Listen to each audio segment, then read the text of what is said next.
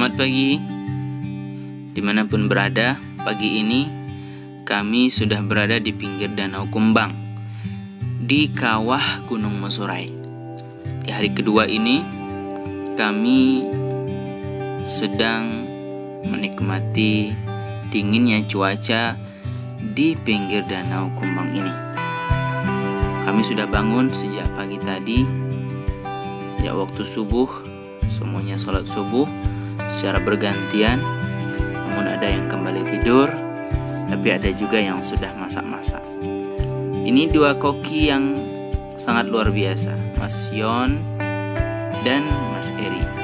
Kata teman-teman, ini adalah Chef Yono dan Chef Eri. Mereka sangat tangguh.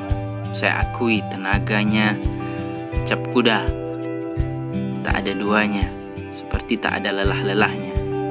Mas Eri yang membawa carry cukup besar, ditambah dengan satu tas yang juga tidak ringan, berjalan tanpa henti dan bahkan seolah-olah tanpa capek dan tanpa lelah.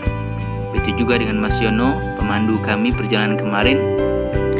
Beliau dengan sabar, dengan santai, dan terus memotivasi kami dengan mengatakan perjalanan 5 menit lagi sampai pos 2, perjalanan 10 menit lagi sampai pos 3, perjalanan turun sekitar beberapa menit lagi. Ya, semuanya adalah dalam rangka menyemangati kami yang semakin dilangkahkan kaki semakin lemah. Pagi itu kami dihidangkan oleh mereka berdua secangkir teh, ada yang ngopi, ada yang energen dan segala macamnya. Setelah minuman itu siap, mereka melanjutkan masak-masak. Itu kelihatan sedang menggoreng kentang yang kami bawa dari Beringin Sanggul. Itu bukan kentang jangkat ya, atau bukan kentang nilo dingin yang kami petik di kebun warga. No, itu kami beli dari tukang sayur yang keliling di kampung. Ya, sambil mengobrol, ada juga yang sambil ngeteh, nyusu, energen, ngopi, diselingi dengan canda gurau dan lain sebagainya. Ada roti sambil makan roti.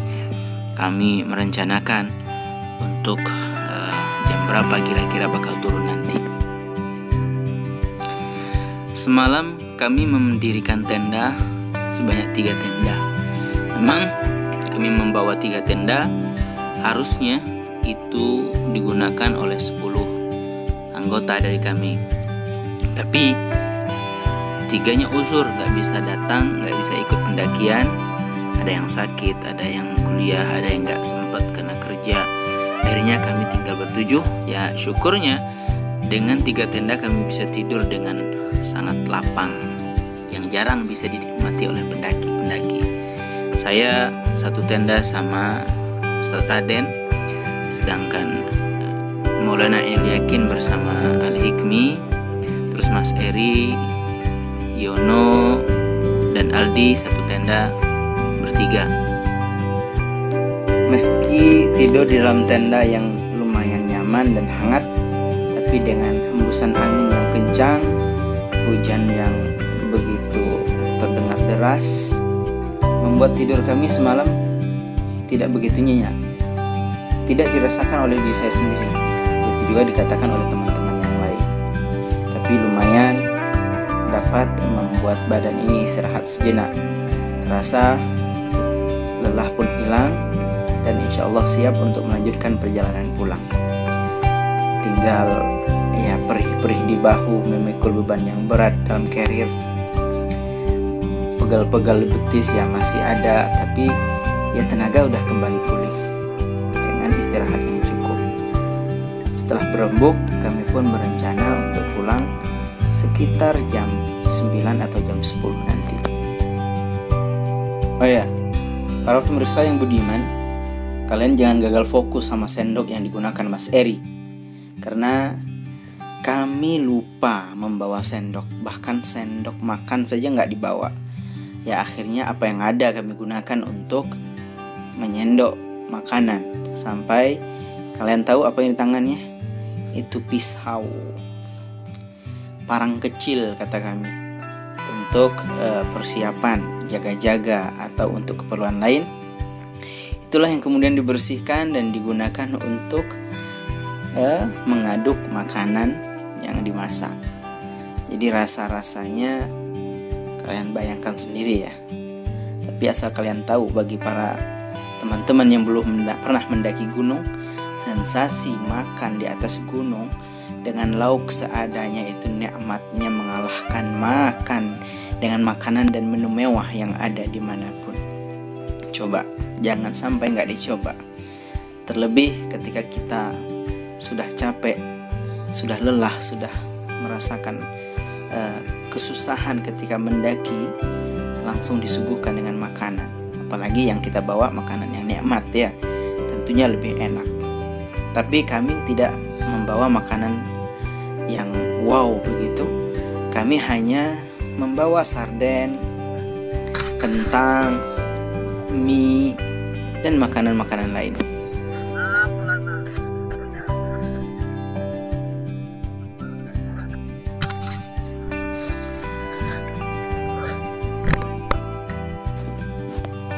Inilah keadaan dan kondisi di atas Gunung Mesurai pagi ini.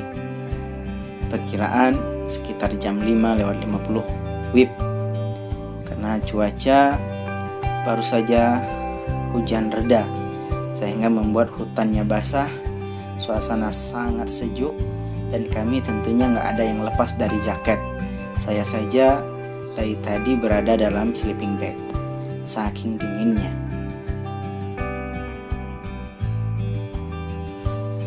Saat ini kami berada di ketinggian 2500-an. Saya nggak tahu pasnya berapa. Ada yang tahu? Silahkan komen di kolom komentar dengan pertanyaan, berapakah ketinggian dari Danau Kumbang? Ayo. Danau Kumbang saat ini airnya sedang sedikit naik. Katanya sih kalau dalam kondisi agak surut, itu batang yang terlihat itu berada di atas batu-batuan yang tidak terkena air. Tapi kondisi sekarang dia hampir tenggelam semua, tapi masih kelihatan. Dan situ itu adalah kayu yang menjadi ikon, salah satu tempat atau spot foto yang biasa diambil oleh para pendaki. Tapi anehnya saya di sini tidak melihat ikan-ikan, meskipun yang kecil di pinggir danau. Biasanya tempat seperti ini banyak ikannya. Bahkan katanya ada yang mancing. Apakah boleh atau enggak, saya nggak tahu.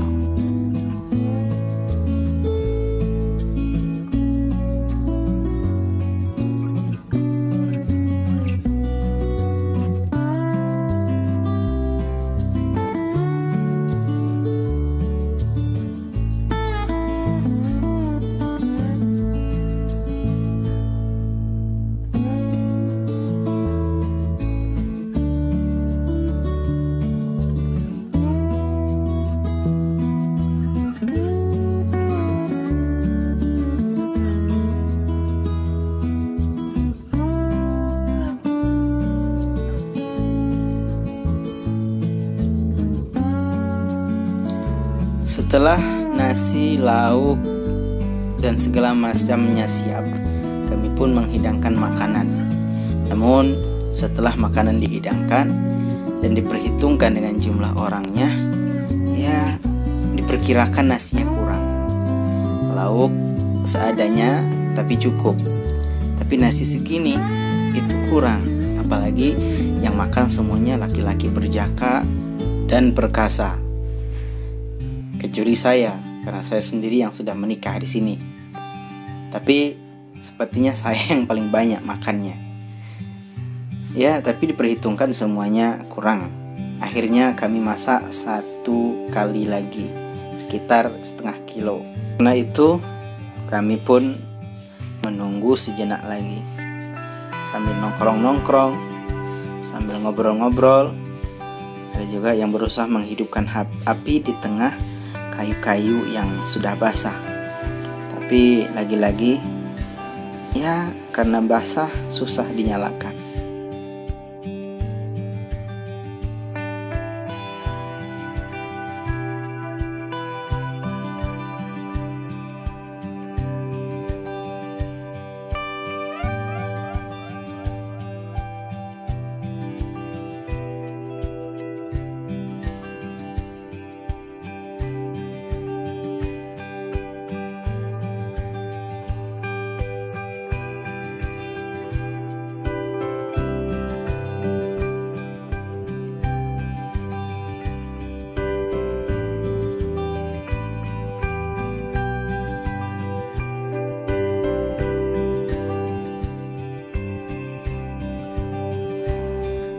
Setelah nasi masak, kami pun bersiap untuk makan. Kalian mungkin bisa menyaksikan menunya. Seperti yang saya sebutkan tadi, menu yang teramat sangat sederhana. Cabai yang sudah digiling, yang digiling oleh ibunda tersayang sebagai bentuk dan isyarat restu dari beliau dalam perjalanan ini. Mie ya yang tak pernah ditinggalkan, yang menjadi makanan sejuta umat, ditambah dengan kentang goreng, sosis, dan itulah menu yang sangat nikmat menurut saya saat ini.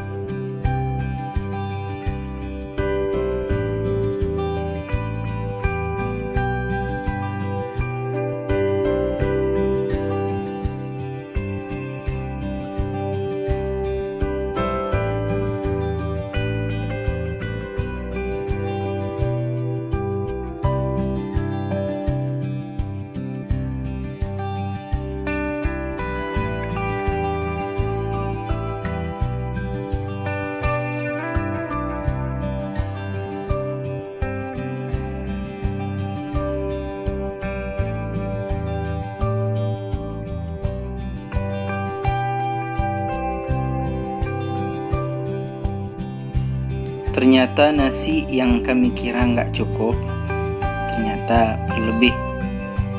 Tapi sih, kalau dengan seadanya yang tadi akan tetap kurang. Ini dengan tambahan 1 kali masak lagi, masih tersisa sedikit. Tapi ala kulli hal, kami mengucapkan dengan lafaz Alhamdulillah atas nikmat yang Allah berikan. Makan di pinggir Danau Kumbang. Coba bayangkan betapa nikmatnya, pemirsa.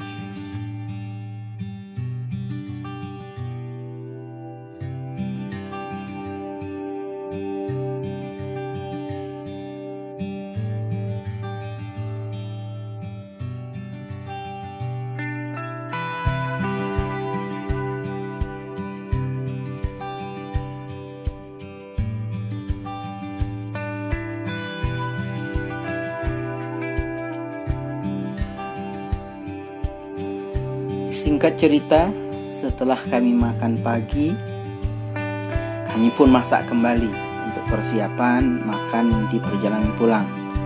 Tenda pun kami ringkas, kami bongkar, pakaian pun kami kembali susun, dan kami kembali packing untuk segera pulang.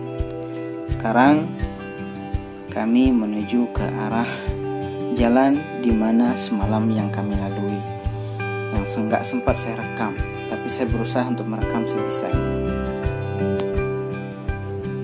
Dan selamat tinggal Danau Kumbang. See you next time.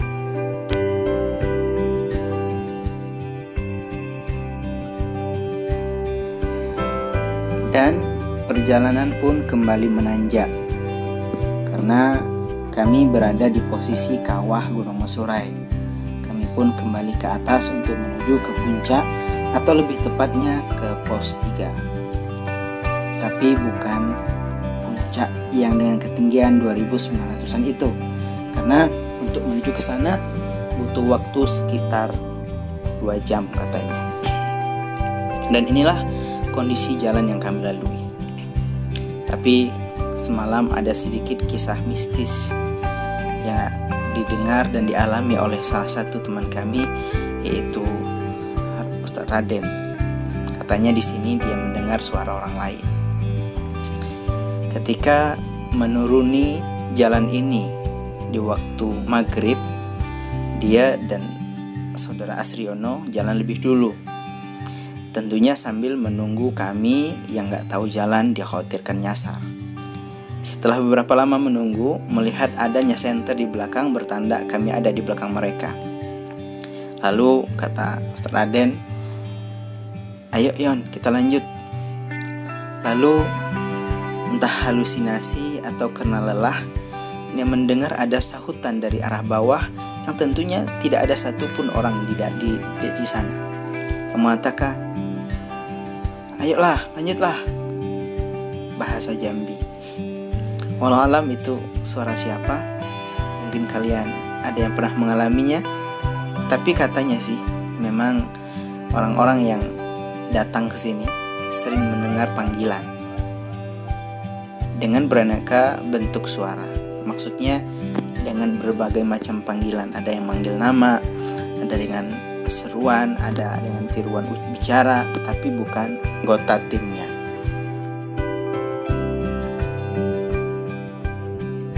Dan inilah kondisi jalan yang kami lalui di tengah gelapnya malam tadi.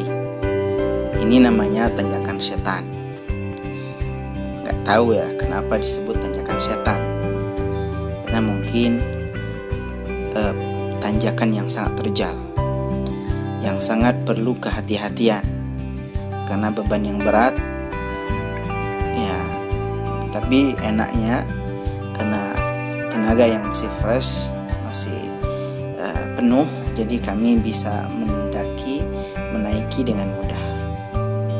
Ini tanjakan setan nih namanya, yang kami lalui semalam dengan gelap dan lampu seadanya. Karena memang sebagian gak sempat ngeluarin lampu senter atau headlamp, karena semua berada di atas yang bawah. Karena prediksi kami gak akan kemalaman di jalan. Tapi menurut kami adalah pendaki dengan peroleh perjalanan terlama. Jadi pecah rekor, bukan tercepat tapi terlama dalam sejarah pendakian Gunung Mesurai.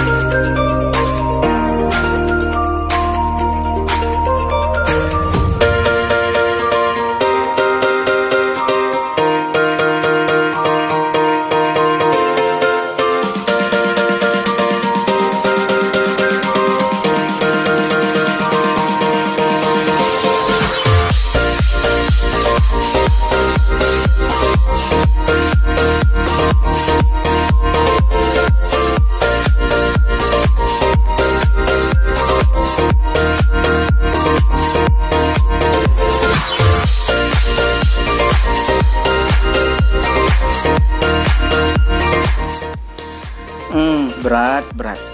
Jalur yang teramat sangat berat. Tapi bagi beliau, si kameramen ini, itu perjalanan ini tiada apa-apanya. Kalian tahu kenapa beliau sangat lama berhenti? Karena beliau menunggu kami yang harus berjalan pelan-pelan. samping tenaga yang tidak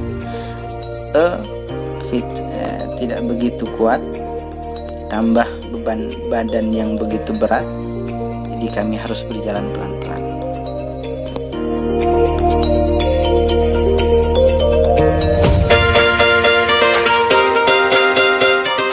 Jadi bagaimana teman-teman? Ada yang ingin mencoba ke sini? Jadi memang Gunung Mosorai ini terkenal dengan jalur yang sangar, jalur yang sangat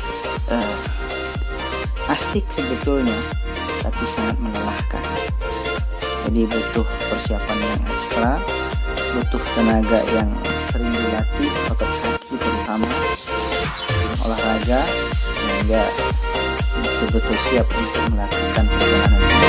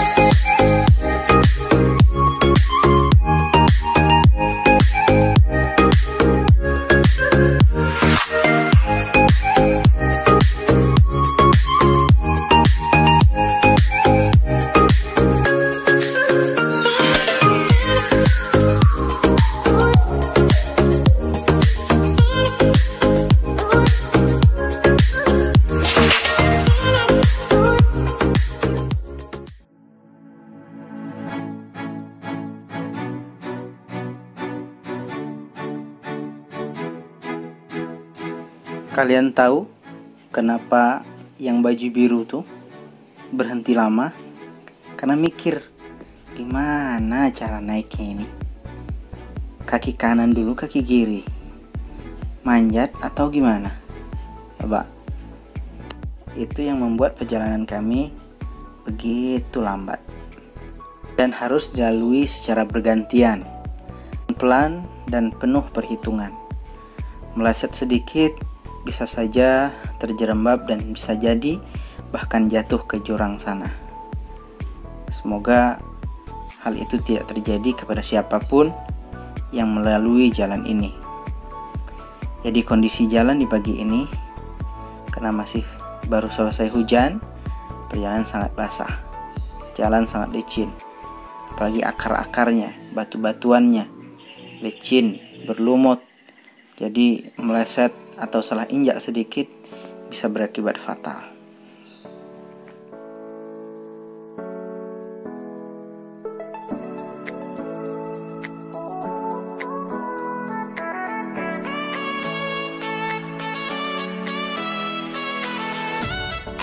Sebegitu bahayanya kah?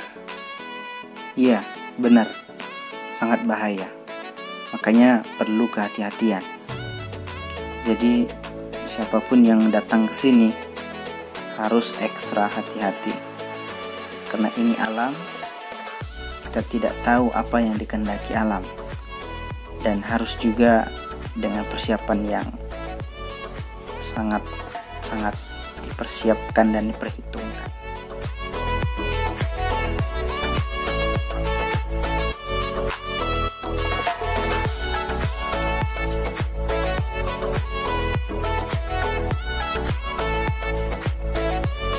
Mengantri untuk melanjutkan perjalanan dan memikirkan bagaimana melewati tantangan demi tantangan. Waktu itu kami manfaatkan untuk memulihkan tenaga, mengendorkan urat-urat sehingga bisa berjalan dengan lebih baik.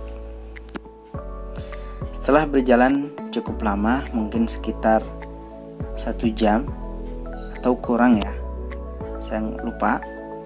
Yang jelas gak lama kemudian kami sampai di persimpangan Danau Kumbang. Dan kami lagi-lagi kehujanan.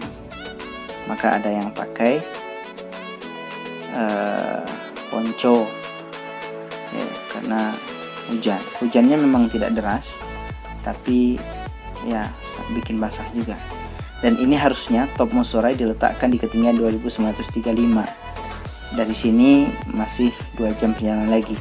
Karena memang itu terbuat dari semen, sepertinya sangat berat. Maka mungkin yang bawa sudah nggak sanggup menghantar ke sana, jadi taruh di sini. Harusnya di sini belum ketinggian 2930-an. Masih 2 jam lagi. Dan di sini ketinggian sekitar 2800.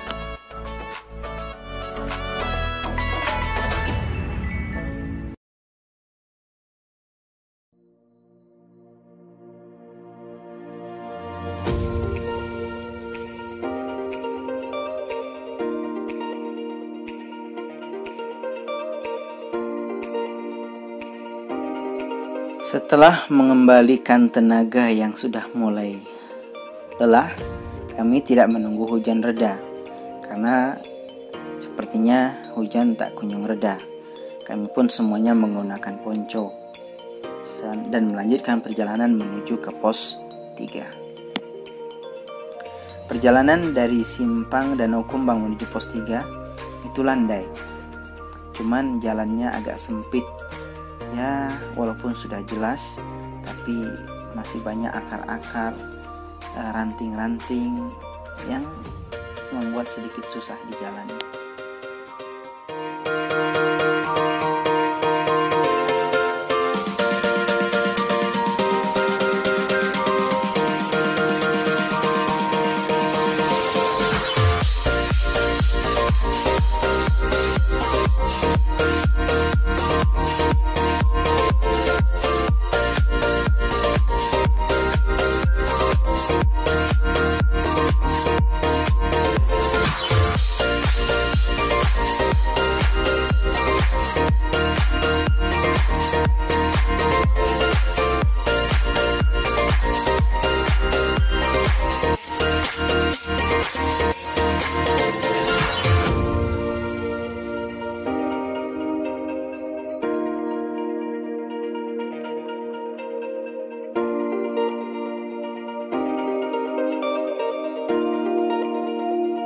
Kalian tahu siapa yang berada di depan saya ini, yang berselimutkan playsheet? Nah, dia Al-Hikmi. Karena dia salah satunya orang yang lupa membawa jas hujan. Jadi karena cuaca hujan dan gak mau pakaian basah, terpaksa dia menggunakan playsheet. Berjalan beberapa menit, akhirnya kami tiba di pos 3. Di pos 3 ini sebetulnya pemandangan sangat indah. Ketika pertama kami nyampe, semua pemandangan ditutupi kabut. Itu adalah Danau Kumbang. Nampakkan dari atas, tapi tidak jelas karena ditutupi kabut. Dan setelah beberapa lama istirahat, kami sengaja menunggu sedikit kabutnya hilang untuk menikmati pemandangan dari puncak. Bagi siapapun yang sudah pernah menonton video-video dari vlog teman-teman yang sudah mendaki ke Gunung Mosorai, tentunya tempat ini sudah tidak asing. Ini adalah tempat di mana orang-orang biasanya foto, terutama di kayu bercabang itu. Itu spot foto paling sering digunakan.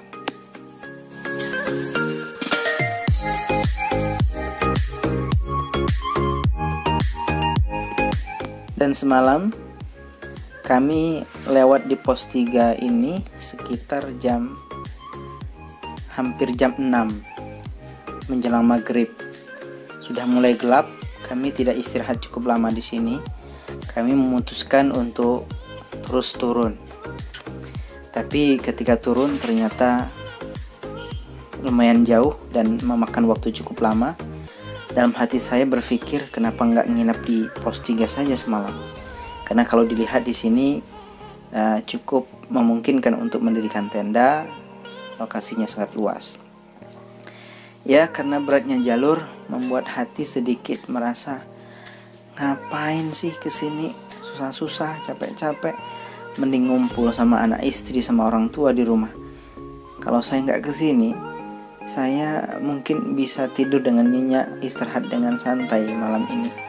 Tapi itu semua saya tepis jauh-jauh demi untuk melihat alam yang Allah ciptakan sedemikian indahnya. Dan rasa penyesalan itu, rasa lelah, rasa capek dan ngantuk, serta lapar semuanya hilang seketika ketika dia sampai kepada tujuan. Dan semalam ketika lewat sini, saya benar-benar di puncak kelelahannya, dan darinya saya nggak bisa merekam, membuat video, dan ngomong pun sepatah kata saja, seperlunya saja. Tidak ada lagi canda gurau di antara kami. Ya, hanya sisa-sisa tenaga yang tersisa yang membuat kami terus termotivasi untuk melanjutkan perjalanan.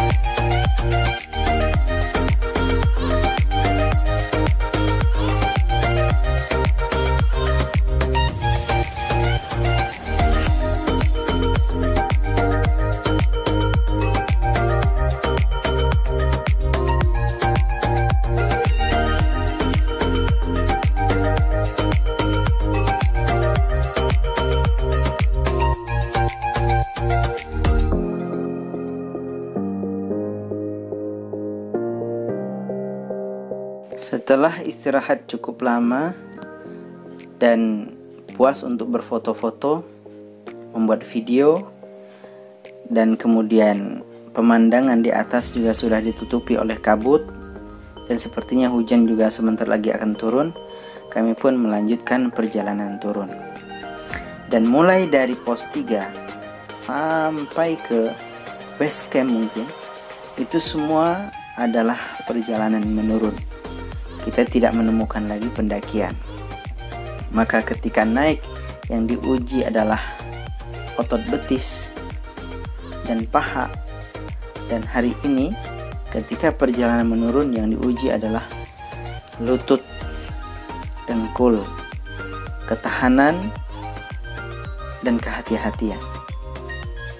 Dan kita nggak bisa berjalan cepat karena di tengah jalan banyak sekali akar-akar dan kayu yang melintangi, sehingga butuh sekali kehati-hatian.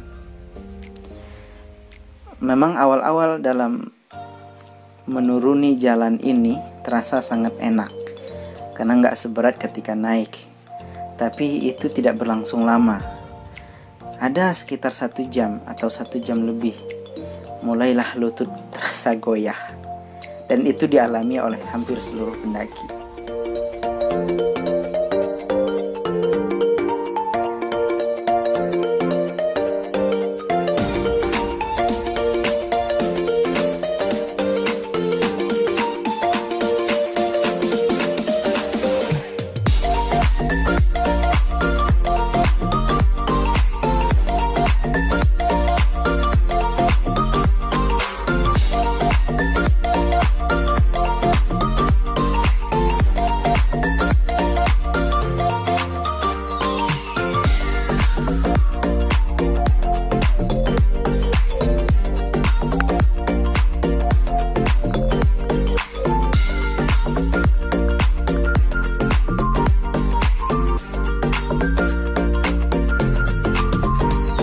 Sekitar jam 1 kami sudah sampai di pos 2 atau shelter 2. Berarti perjalanan kami lebih kurang 1 jam dari pos 3. Dan kami berangkat dari Danau Kumbang tadi ya sekitar hampir jam 11 ya.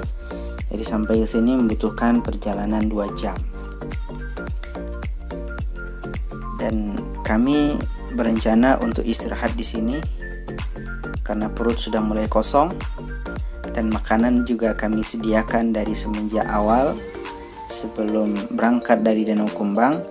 Jadi kami berinisiatif, karena juga sedikit gerimis, kami membentangkan playsheet untuk jadi atap dan membentang matras untuk jadi jadi tikar.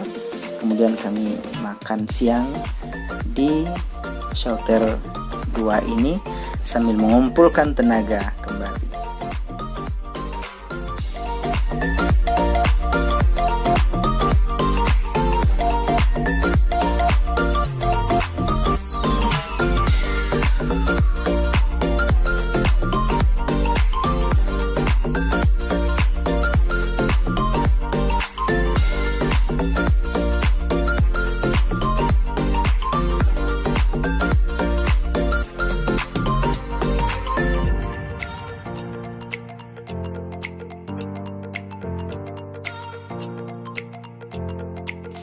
Sepanjang perjalanan turun dari pos 2, kami selalu diguyuri hujan yang tak kunjung reda, sehingga badan, carrier, dan celana kami, pakaian kami semuanya ikut basah, dan terpaksa kami menggunakan mantel atau jas hujan.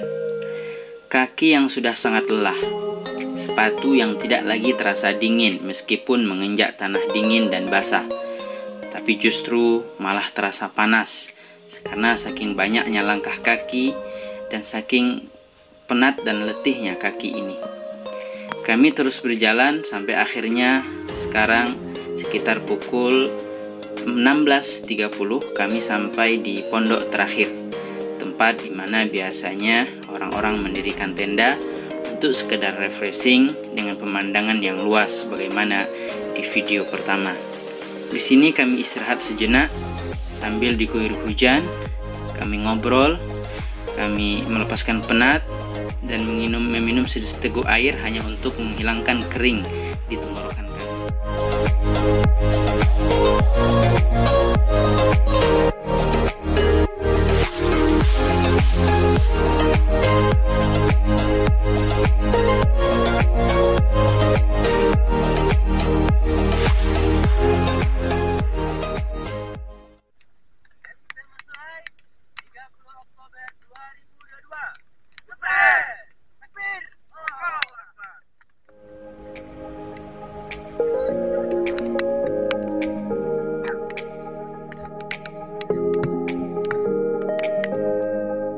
Kami sangat bersyukur dan mengucapkan alhamdulillah. Senang rasanya bisa menyelesaikan misi ini. Dan ternyata perjalanan belum berakhir. Perjalanan terus turun itu juga sangat melelahkan. Disisa tenaga yang sangat-sangat minim. Kami harus juga banyak berhenti karena capek banget. Tapi nggak boleh mengeluh. Ini maunya kita sendiri, keinginan kita sendiri. Perjalanan biar gimana pun harus tetap berlanjut. Selelah dan secapek apapun harus kuatkan diri, motivasi diri untuk kuat dan kembali pulang ke rumah. Karena anak, istri, orang tua, keluarga, dan teman-teman semua menunggu kepulangan kita. Sehingga sering ada ungkapan dari para pendaki, puncak memang tujuan, tetapi bukan prioritas. Tujuan utama kita adalah pulang kembali dengan selamat. Terima kasih perjalanannya untuk semua teman-teman yang terlibat. Mohon maaf kalau perjalanan kali ini tidak sesuai ekspektasi. Bikin capek, bikin lelah, tapi itulah perjuangan. Itulah tantangannya. Kalau jalannya semulus jalan tol, ya ngapain ke hutan? Di kota saja. Jadi inilah nikmatnya. Semoga kita bisa bertemu di perjalanan berikutnya. Ayo, siapa yang mau ikut di ekspedisi berikutnya? Silahkan komen di kolom komentar. Kita cari gunung yang lebih menantang atau yang lebih biasa saja. Pukul 17 lewat 14 WIB, akhirnya saya menginjakkan kaki di teras base camp Desa Sungai Lalang. Alhamdulillah sampai dengan selamat dan teman yang lain masih di belakang. Kami sudah tercecer. Saya ucapkan terima kasih kepada saudaraku Mas Asriono. Sampai jumpa di perjalanan dan trip berikutnya.